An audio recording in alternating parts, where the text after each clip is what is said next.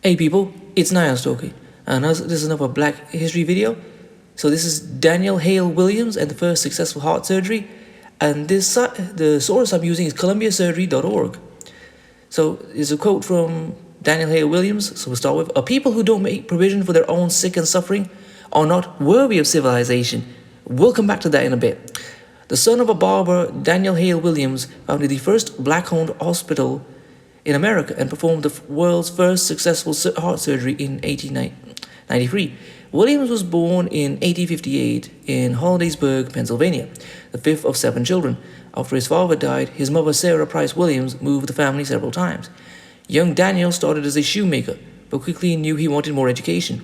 He completed secondary school in Wisconsin. At age 20, Williams became an apprentice to a former Surgeon General for Wisconsin.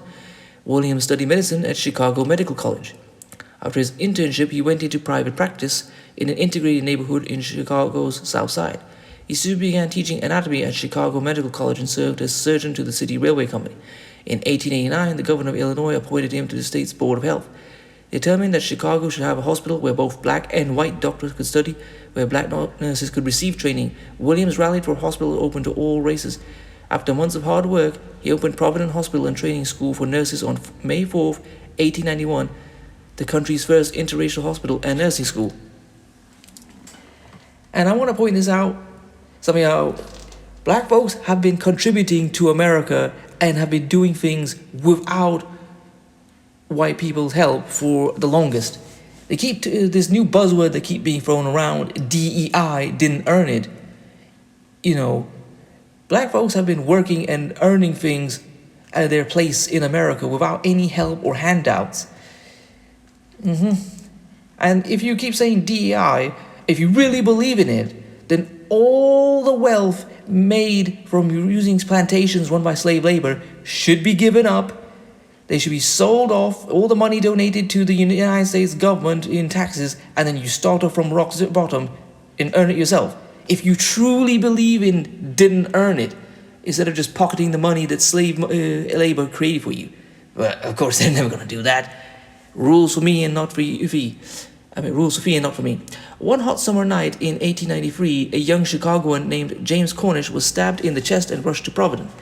When Cornish started to go into shock, Williams suspected a deeper wound near the heart. He asked 6 doctors, 4 white, 2 black, to observe while he operated.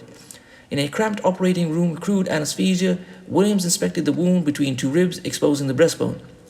He cut the rib cartilage and created a small trapdoor to the heart. Underneath, he found a damaged left internal mammary artery and sutured it. Then, inspecting the pericardium, the sac around the heart, he saw that the knife had left a gash near the right coronary artery. With the heart beating and transfusion impossible, Williams rinsed the wound with salt solution, held the edges of the palpitating wound with forceps, and sewed them together. Just 51 days after his apparently lethal wound, James Cornish walked out of the hospital. He lived for over 20 years after the surgery. A landmark operation was hailed in the press. And I just want to stop something right there. Now, he lived for over 20 years after the surgery. This was in 1893, and, obviously he lived, he probably died somewhere around the 1910s. Now, nowadays, people gaslight you into saying you must have radiation therapy to get cured of cancer. This is in the 21st century. And they say if you live for up to 10 years after being cured for cancer, that is a success. All this medical knowledge that they keep saying is backward. You shouldn't, living just 10 years after getting chemotherapy is not a success. It's just slightly prolonged. But anyway, let's keep going. In 1894, Dr. Williams became chief surgeon of Freedman's Hospital in Washington, D.C., the most prestigious medical post available to African Americans then. There he made improvements that reduced the hospital's mortality rate. In 1895, he helped to organize the National Medical Association for black professionals who were barred from the American Medical Association. Williams returned to Chicago and continued as a surgeon. In 1913, he became the first African American to be inducted into the American College of Surgeons.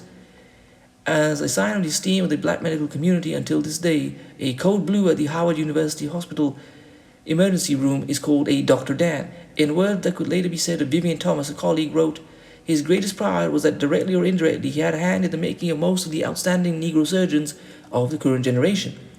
Dr. Williams died in 1931. the Daniel Hale Williams Medical Reading Club in Washington, D.C. commemorates his achievements. And I want to say this, it's been said several times in several different posts on social media, we need more black children in STEM, and we definitely need more black boys and girls to become doctors. It shouldn't be up to, you keep seeing people protesting about hospitals, well, they're mistreating people. There shouldn't even be a need to go to a white doctor. There should be enough black doctors so that a black patient can simply ask for the black doctor, and they've got plenty of them to go around.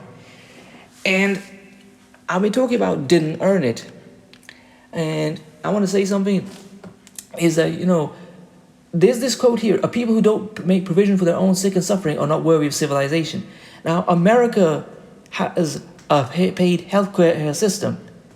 And it's been said time and time again, even though it may not be brought up as much, America's healthcare system is like that so that black people do not receive healthcare. All this talk about welfare and socialism, remember, people who, the Homestead Act, where America's government gave millions of acres of free land to white people. Remember how welfare was introduced for white people first in the 1930s, long before the Civil Rights Movement. America has never had a problem with socialism or welfare or giving stuff away for free as long as it was given to white people. The minute the question becomes about giving it to black people, that's when it becomes a problem. Healthcare is paid for service in America so that hopefully black people will be killed by not receiving healthcare. But they don't want to talk about that.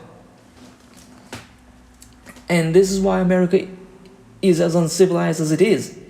Because they simply wish to cause absolute chaos and death and destruction for their own people, simply so that black people may suffer.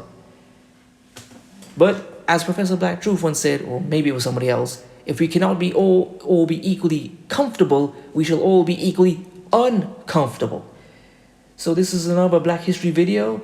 I hope you've enjoyed it. Please comment, rate, share, and subscribe. Peace.